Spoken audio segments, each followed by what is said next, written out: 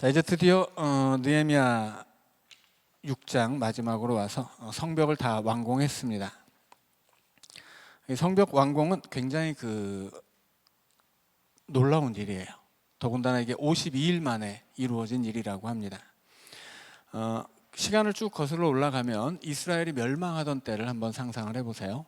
이스라엘이 멸망할 때 일단 이스라엘이 남과 북으로 갈리고 북왕국 먼저 멸망을 합니다. 아수르가 쳐들어와서 멸망시키고 북쪽에 살던 사람들을 싹 다른 데 흩어버렸어요.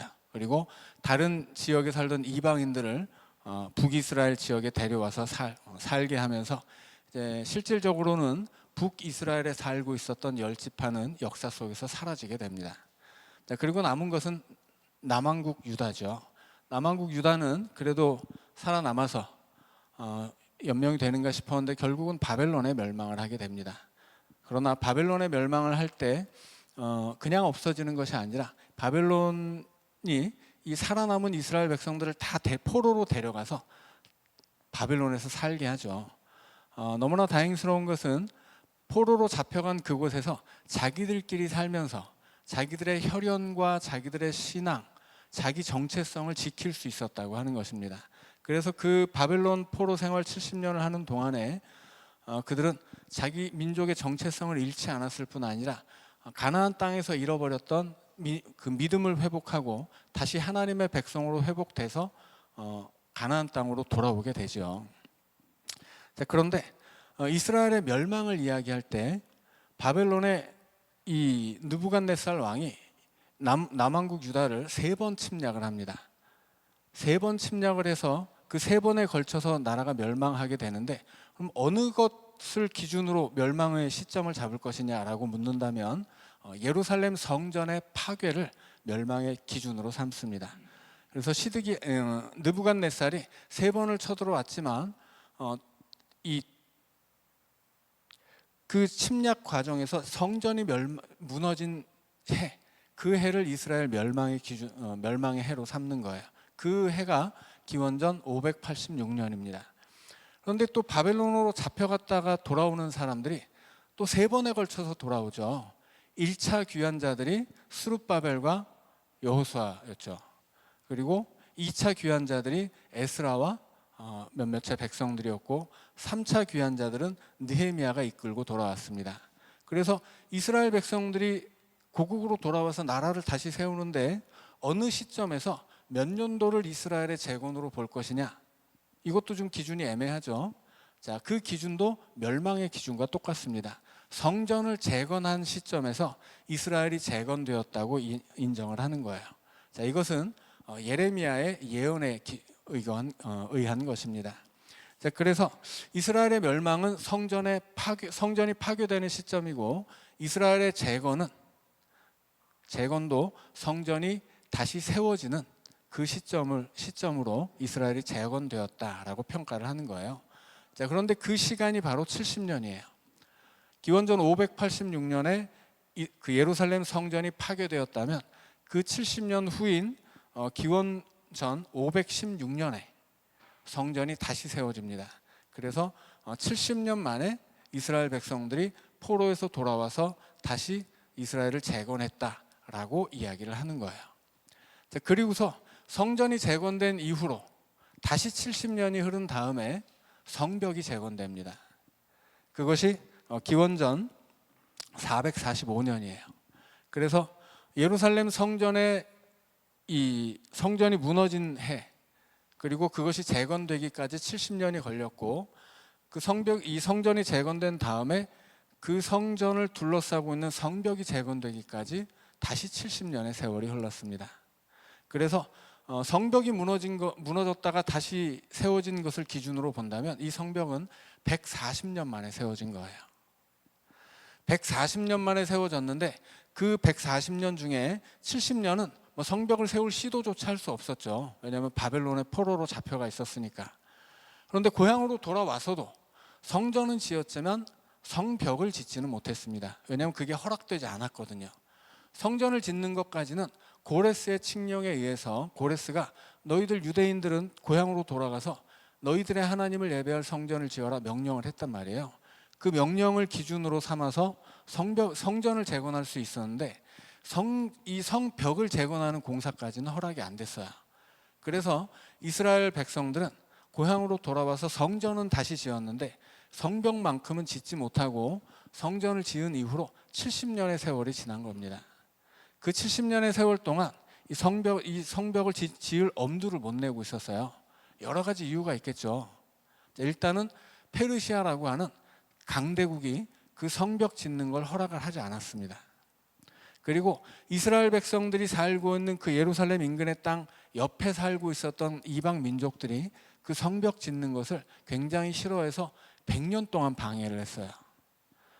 계속해서 위협을 하기도 하고 페르시아에 투서를 보내서 저것들이 지금 성벽을 지어서 이게 완공되면 반란을 일으킬 겁니다.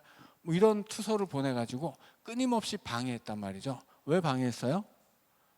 원래 그 땅은 이스라엘 백성들이 살고 있는 땅은 이스라엘이 멸망하고 바벨론의 포로로 잡혀가는 시점에서 이방인들이 들어와서 살고 있었던 땅이에요. 그런데 70년 만에 그 땅의 원래 주인이 돌아와서 뜬금없이 내놓으라고 하는 거죠. 그리고 페르시아의 왕이 어느 날 갑자기 우리가 70년 동안 살아왔는데 야 니네 비켜, 이제 그 땅 원래 주인에게 돌려줘야 돼, 이러고서 이방인들을 쫓아내고 그 땅을 유대인들에게 주었단 말이에요. 그러니까 그걸 견디기 어려운 거죠. 왜냐하면 이제까지 내 거였는데 내가 살던 곳에서 페르시아 왕 때문에 쫓겨났단 말이에요. 그래서 유대인들이 살고 있는 주변의 그 많은 이방인들은 그 땅을 다시 자기들의 곳으로 갖기를 원했다고 하는 겁니다. 그래서 페르시아의 왕도 성벽 재건하는 걸 허락하지 않고 주변의 민족들도 끊임없이 그것을 방해하고 호시탐탐 이 유대인들을 자기 수중에 넣으려고 노력을 해왔던 것입니다. 그리고 결정적으로 유대인들에게 그 성벽을 재건할 힘이 없었어요. 군사력으로도 모자라고 경제력으로도 여유가 없었습니다. 이 사람들은 지금 먹고 사는 것이 어려운 지경이었거든요. 그래서 성벽을 짓는다고 하는 것은 엄청난 결단과 헌신을 필요로 하는 일이었고 용기가 필요했어요. 적들에 맞서서 이 성벽을 지을 때도 산발랏을 비롯해서 이 적대 세력들이 계속 군사적인 행동을 취하죠. 그 군사적인 행동에 대응하면서 성벽을 지으려면 어떻게 돼요? 무기를 들고 벽돌을 쌓는 거야. 그런데 그동안에 먹을 것이 없어요. 그래서 빚이 늘어가고 이 어려운 사람들은 특히나 더 어려운 처지에 놓이게 되었죠. 그러니까 이 성벽을 다시 짓는다고 하는 것은 보통 힘든 일이 아니었습니다.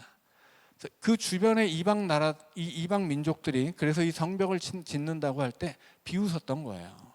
니네가 도대체 무슨 힘으로 능력도 없으면서 힘도 없으면서 가진 것도 없으면서 지금 니네들이 하루하루 먹고 사는 것이 힘든 너희 민족이 이 성벽을 짓겠다고 콧방귀를 꼈었죠. 자, 그런데 이게 불과 52일 만에 재건돼 버린 거예요. 5년 걸렸다던가 50년 걸렸다던가 이런 게 아니죠. 지난 140년 동안 무너졌던 성벽이 단 50일 만에 다시 세워진 것입니다. 그 52일 동안 이 성벽을 세우기 위해서 유대인들은 있는 사람이든 없는 사람이든 높은 사람이든 낮은 사람이든 남자든 여자든 어른이든 아이든 다 달려들어서 기술이 있는 것도 아니었어요. 그냥 기술도 없는 사람들이 그냥 힘으로 맨몸으로 돌을 갖다 쌓아서 성벽을 만들었다는 거죠. 그 와중에 적들이 이 동맹을 맺고 군사 행동을 취하는데 그 와중에 그것을 견디고 견제하면서 또 내부적으로는 이 가난의 문제를 협력해서 극복해 가면서 52일 만에 성벽을 만든 것입니다. 그러니 이 성벽이 52일 만에 만들어졌다고 하는 것은 그야말로 기적 같은 일이었습니다. 그 성벽을 세운 사람들에게도 이것은 기적이에요. 더군다나 그것을 보는 사람들도 놀라기는 마찬가지였죠. 그래서 적들이 이제까지 유대인들을 방해하고 그 성벽 짓는 것을 방해하고 비방하고 조롱했던 적들이 이 성벽이 완공된 것을 보고 크게 두려워하고 낙담했다고 하죠. 낙담했다고 하는 것은 자기들의 계획이 실패했기 때문입니다. 저 성벽이 당연히 건축되지 못하리라고 믿었는데 건축이 돼버렸어요. 두려운 이유는 저들의 하나님이 저들의 성벽을 짓게 했다라고 깨닫게 되었기 때문이죠. 이것은 이 이스라엘 백성들이 뭐 훌륭한 지도자도 있었고 저마다의 헌신도 있었지만 이게 사람의 힘으로만 될 수 있는 일은 아니었거든요. 그러니까 이게 이방인들이 볼 때에도 야, 저 작은 민족이, 저 힘없는 민족이 저들의 신이 저들을 지켜주는가 보다, 이것을 알게 되는 기회가 됐다는 것입니다. 그래서 52일 만에 기적같이 이 성벽이 완공되고 그것을 지은 사람들이나 이제까지 짓지 못하도록 방해했던 사람들이나 놀라고, 그리고 이것이 하나님의 역사라고 하는 것을 이제 알게 되었다 하는 것입니다. 자, 그런데 이것이 다만 하나님만의 역사이냐라고 묻는다면 그렇게 말할 수는 없죠. 왜냐하면 하나님이 직접 돌을 쌓은 게 아니잖아요. 하나님이 하나님의 백성들을 사용하신 거예요. 그러니까 이것은 하나님과 이스라엘 백성들의 협업이라고 할 수 있습니다. 하나님은 절대 혼자 일하지 않으시죠. 예수님도 제자를 드리잖아요. 예수님이 사역을 시작하자마자 제일 먼저 하신 일은 제자들을 구하러 다니신 일이었습니다. 그래서 바닷가로 가서 물고기 잡고 있는 어부들을 부르잖아요. 야, 니네 일로 와. 너희들 이제부터 나를 따라와서 사람 낚는 어부가 되자. 예수님 자신이 사람을 낚는 어부로 세상에 오셨거든요. 놔두면 그냥 죽을 수밖에 없는 물고기 같은 인간들, 이 죄악의 바다에 빠진 그 인간들을 건지려고 예수님이 어부가 되어서 오신 거예요. 그리고 제자들을 구해서 예수님의 뒤를 잇도록 하신 거죠. 그래서 예수님의 사역은 십자가에 죽는 것까지예요. 그 십자가의 복음은 제자들에게 맡겨지고 온 세상 민족을 향해서 제자들이 파송됩니다.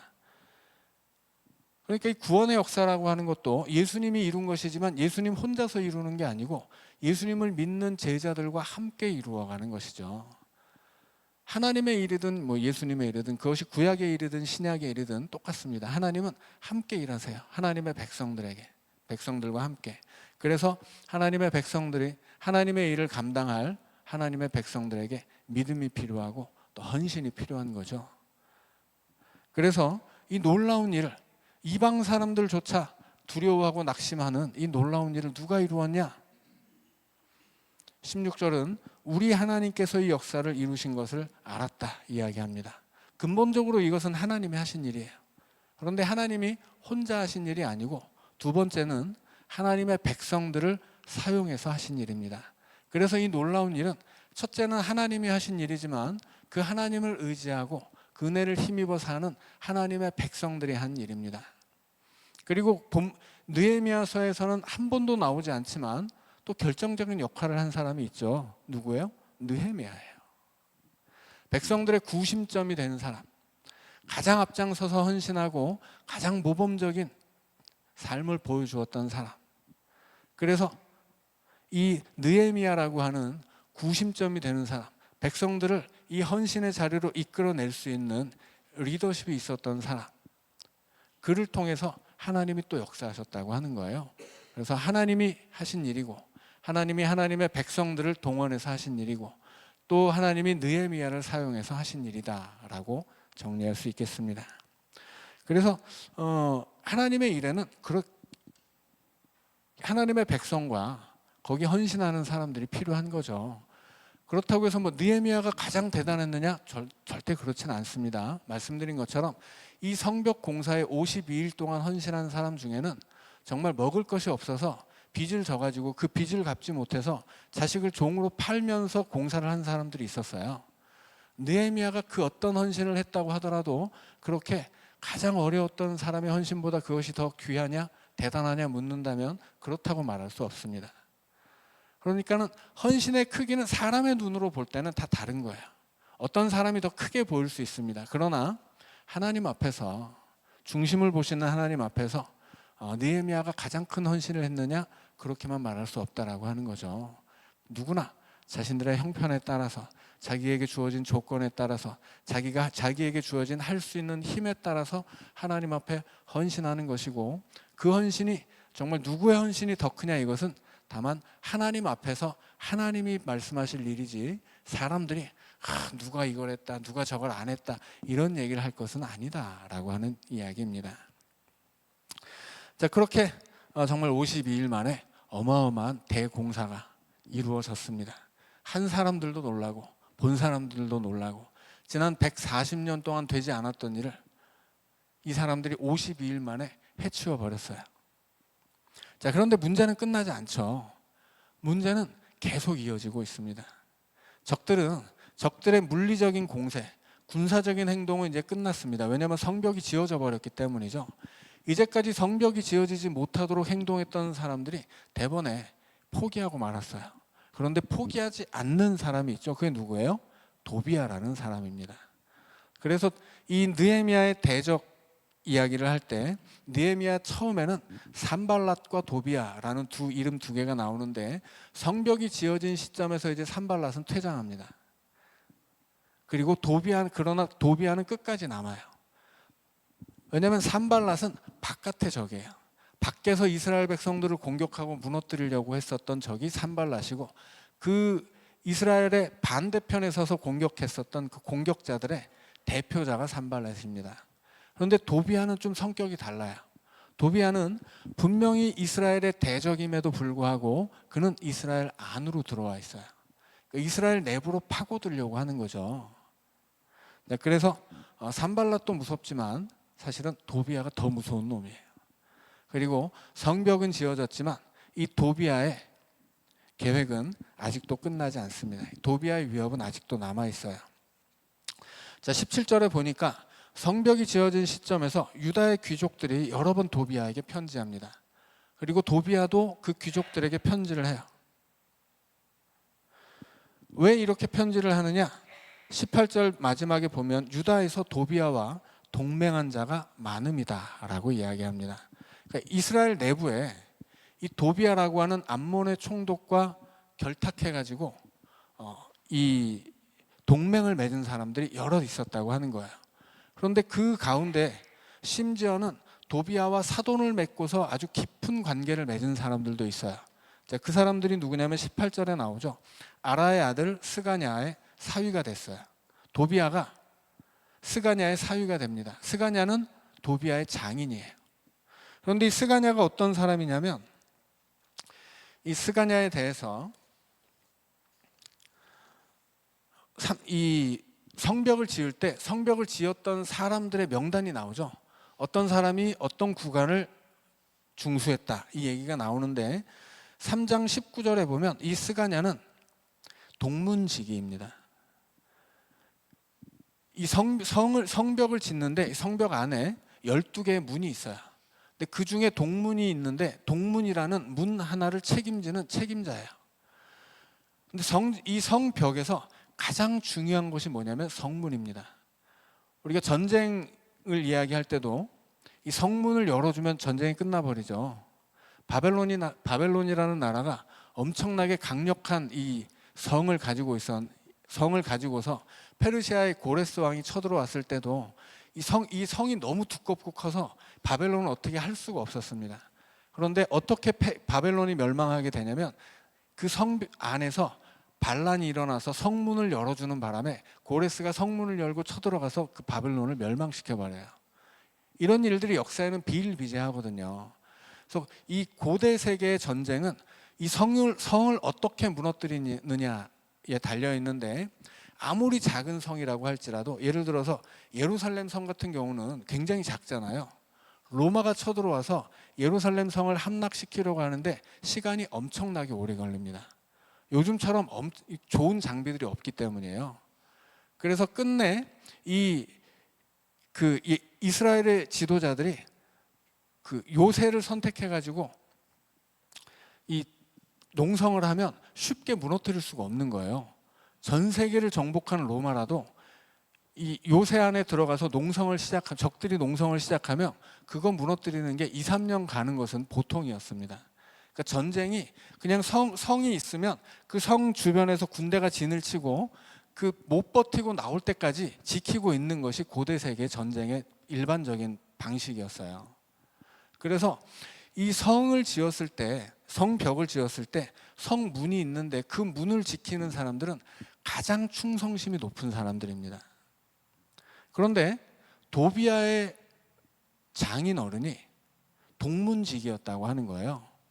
그래서 이 스가냐라고 하는 사람들은 그냥 보통 사람이 아니고 이 성벽 공사에서 핵심적인 지위를 차지하는 사람이었고, 이스라엘 안에서도 성문 12개밖에 안 되는 성문의 책임자로 임명할 만한 엄청난 사람이었습니다.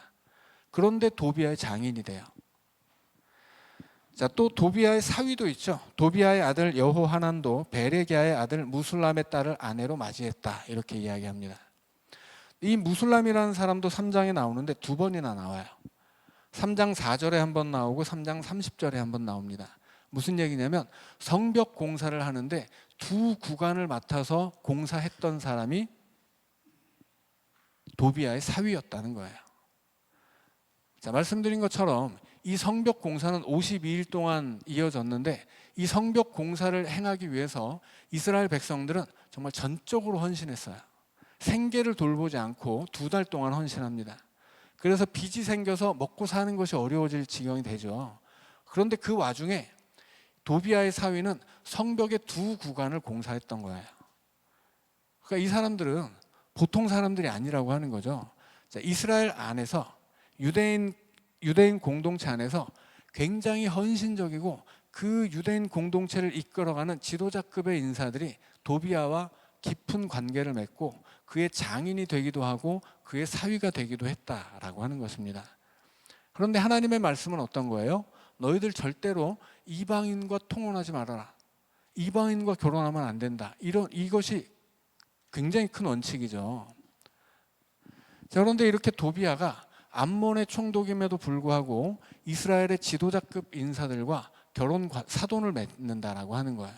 그리고 나중에 느헤미야가 12년 동안 이스라엘을 위해서 헌신하고 페르시아에 돌아갔다가 다시 왔을 때 이 도비아가 심지어 성전 안에 자기 방을 가지고 있었어요.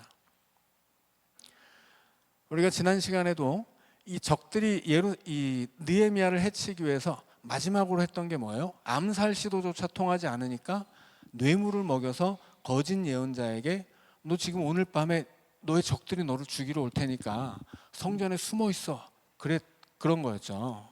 그런데 이 느헤미야가 그 유혹에 넘어가지 않아요.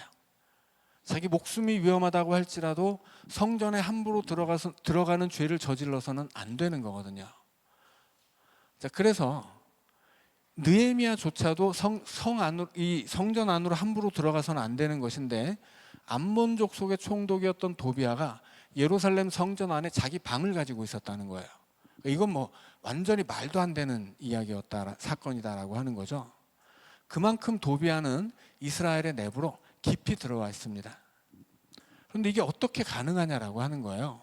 그러면 이렇게 오해할 수도 있어요. 도비아라고 하는 이스라엘의 대적이 암몬의 총독이었고, 암몬의 총독이 이스라엘을 삼키기 위해서 이스라엘의 내부로 침투하려고 하는데, 이 도비아와 결탁해서 이익을 얻고 도비아를 통해서 뭔가 얻으려고 했던 사람들이 도비아를 도와주고 그렇게 느헤미야를 대적했다. 그러니까 이 사람들은 유대인 민족에게는 민족의 반역자가 아니냐, 이렇게 생각할 수도 있습니다. 그런데 실제로 그렇지 않아요. 이 사람들이 도비아와 동맹을 맺었지만 이 사람들이 그렇게 민족의 반역자가 아닌 것은 이 사람들의 삶에서 드러납니다. 이 사람들은 심지어 도비아의 장인은 동문직이에요. 그리고 그의 사위는, 도비아의 사위는 성벽 공사에서 2 구간을 맡아서 헌신했었던 사람들이에요. 그러니까 이 사람들은 의심할 수 없이 자기 민족을 위해서 헌신하던 사람들이라는 뜻입니다. 그런데 뭐가 문제예요? 방법이 틀렸어요. 방법이. 자, 말하자면 느헤미야라고 하는 사람은 엄격하게 표현한다면 분리주의자입니다. 분리주의자라고 하는 건 뭐예요? 이스라엘과 그 주변 민족들을 엄격하게 선을 그어버리고 통혼하지 못하도록 하고 관계를 맺지 못하도록 해서 철저하게 하나님을 믿는 신앙 안에서 이스라엘 백성들이 설 수 있도록 분리시키려고 하는 사람이에요. 이게 느헤미야의 방법입니다. 그런데 그 반대편에 선 사람들도 있는 거예요. 뭐냐면 이 사람들은 민족의 반역자가 아니라 자기 민족이 살아날 방법을 하나님을 의지하는 것보다는 그 이방 민족의 도움을 받는 것도 필요하다고 판단한 사람들입니다. 그러니까 느헤미야가 엄격한 분리주의자였다면 도비아와 협력했던 동맹을 맺었던 사람들은 개방주의자들입니다. 어떤 면에서는 이 느헤미야가 원칙주의자라면 이 도비아와 동맹을 맺었던 사람들은 현실주의자예요. 타협점을 찾은 거죠. 지금 이스라엘 백성들은 말씀드렸듯이 지난 140년 동안에 70년은 포로 생활을 했었고 70년은 고향으로 돌아왔지만 성벽 하나 재건할 힘이 없었습니다. 이것은 그들의 생활고에도 그대로 드러나요. 먹고 살 것이 없어서 이방인에게도 빚을 지고 이방인의 종이 되는 사람들도 있었죠. 그만큼 이스라엘 백성들은 힘이 없었던 거예요. 힘이 없이 살고 있었던 민족이 살아남기 위해서 하나님을 의지할 수도 있지만 하나님을 의지하면서 동시에 이방인들도 의지할 수 있었다라고 하는 거죠. 지금 느헤미야의 반대편에서 도비아와 내통하고 있었던 사람들이 바로 그런 사람들이에요. 그러니까 이 사람들은 단순한 민족 반역자 혹은 매국노 이런 사람들이 아니고 이 사람들 나름의 자기들의 방식을 가지고 있었던 거예요. 이 사람들은 최초에 이 사람들이 왜 여기서 살고 있어요? 70년 전에 바벨론에서 70년 동안 살다가 거기서 가지고 있었던 모든 삶의 기반을 다 버리고 자기 민족과 나라를 다시 세우겠다고 온 사람들이에요. 그러니까 이 사람들은 기본적으로 자기 민족에 헌신하는 사람들입니다. 그리고 이 사람들은 이 바벨론이 하나님의 명령 앞에서 갈대아 우르를 떠나서 가나안에 왔죠. 그 아브라함의 길을 걸어온 사람들이에요. 그러니까 이 사람들의 시작은 아브라함의 믿음으로 시작한 것이었고 그들은 정말 자기 자신의 삶의 기반을 다 버리고 아브라함과 같은 믿음으로 하나님의 명령을 따라 이스라엘이라고 하는 나라를 자기 민족을 재건하기 위해서 온 거예요. 그러니까 이 사람들은 애초에 자기 자신의 부귀영화를 바라던 사람들은 아니었다라고 하는 거죠. 부귀영화를 바라고 온 사람들이 아니에요. 이 사람들은 부귀영화는 다 버리고 온 사람들이에요. 그러니까 이 고향에 돌아온 시점에 있어서 이 사람들은 자기 민족을 위한 가장 헌신적인 사람들이었다라고 하는 거죠. 그래서 이 사람들은 결코 민족의 반역자나 매국노가 아니었다는 것입니다. 다만 이들의 문제는 뭐예요? 방법이 틀린 거예요.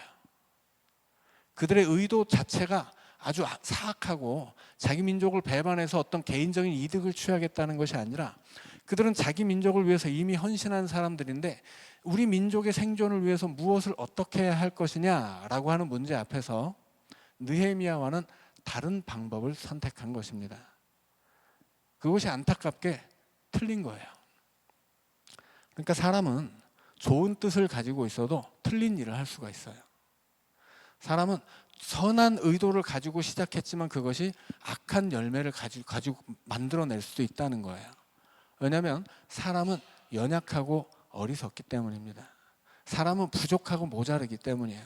사람 자신이 모자란 존재이기 때문에 우리는 선한 일을 하려고 시작을 했다가도 악하게 끝날 수 있다라고 하는 거예요. 그리고 나는 이것이 최선의 방법이라고 생각을 했지만 최악의 결과를 만들어내는 방법일 수도 있는 거예요. 이게 안타까운 점이죠. 근데 실제로 우리의 삶에서도 그런 일들이 많이 있거든요. 그래서 우리가 뭐 나쁜 사람이라고 해서 처음부터 나쁘게 살려고 했겠어요? 살다 보니 나빠지는 사람들도 많이 있죠. 태어날 때부터 나쁘고 누군가를 해칠 때 그 사람이 내가 저놈을 꼭 해쳐야지, 내가 저놈을 꼭 속여야지 이런 마음을 먹고 사는 사람이 얼마나 되겠어요. 사실 사람은 살다 보니 죄를 짓게 되는 것이고 살다 보니 선하게 출발했지만 나쁜 길에 도달해 있는 경우가 많다고 하는 거예요. 그래서 사람은 불쌍한 존재입니다. 그 사람의 연약함, 그 사람의 한계, 그것이 하나님의 긍휼을 받는 부분일 뿐만이 아니라 우리도 사람 스스로도 우리 자신을 좀 긍휼히 여겨줘야 돼요. 왜냐하면 우리는 너무 부족하고 연약해서 좋은 뜻으로 출발했어도 이렇게 나쁜 결과로 향해서 갈 수 있거든요. 그래서 문제는 뭐예요? 그럼 우리가 어떻게 해야 좋은 뜻을 가지고 좋은 길로 가느냐? 좋은 뜻을 가지고 어떻게 해야 좋은 결과를 만들어내느냐? 선하게 시작한 일이 어떻게 선하게 끝을 맺을 수 있느냐라고 하는 거죠. 그것을 느헤미야가 가르쳐 주는 것입니다. 느헤미야는 끊임없이 기도하거든요. 끊임없이 하나님께 묻습니다. 그래서 그는 적들이 위협할 때도 하나님, 적들을 좀 봐주세요. 그 위기를 해결하기 위해서 백성들을 독려하고 권면할 때도 하나님, 우리를 좀 도와주세요. 끊임없이 처음에 페르시아에서 고향으로 돌아올 때부터 그는 끊임없이 금식하며 기도하고 모든 일을 하나님 앞에 맡기고 빨리 뭔가를 하지 않죠. 모든 일에 기도할 여유를 가지고 시작해요. 결국은 느헤미야는 계속해서 기도함으로써 그 길을 잃지 않습니다. 그런데 이 느헤미야의 반대편에 있는 사람들은 너무나 안타까운 사람들이에요. 그들은 자기 민족을 위해 헌신하겠다고 바벨론에서 자기 삶의 기반을 다 버려두고 고향으로 돌아왔죠. 지난 140년 동안 자기 민족을 위해서 헌신했던 사람들이고, 지난 52일 동안 성벽을 세우기 위해서 누구보다 앞장서서 헌신했던 사람들이에요. 그 헌신에 대해서 백성들이 다 인정했기 때문에 도비아의 장인은 동문지기가 될 수 있었고, 그 사위도 두 구간이나 맡아서 중수할 정도로 가장 앞장서서 헌신했던 사람들입니다. 그런데 그 헌신이 잘못된 결과로 나타나는 거예요. 그러니 우리는 자신의 헌신을, 자신의 방법을, 혹은 자신의 고민의 결과를 너무 신뢰해서는 안 돼요. 그래서 우리는 끊임없이 기도해야 하는 것이고, 내가 옳다라는 확신보다는 하나님께 나를 맡겨서 끊임없이 나를 옳은 길로 인도해 달라고 기도해야만 합니다.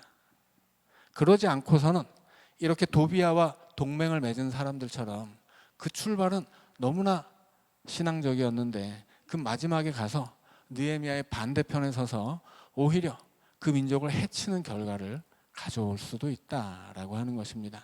이것은 단순히 그 옛날 이야기 속에서만 있는 일이 아니죠. 오늘 우리도 그렇잖아요.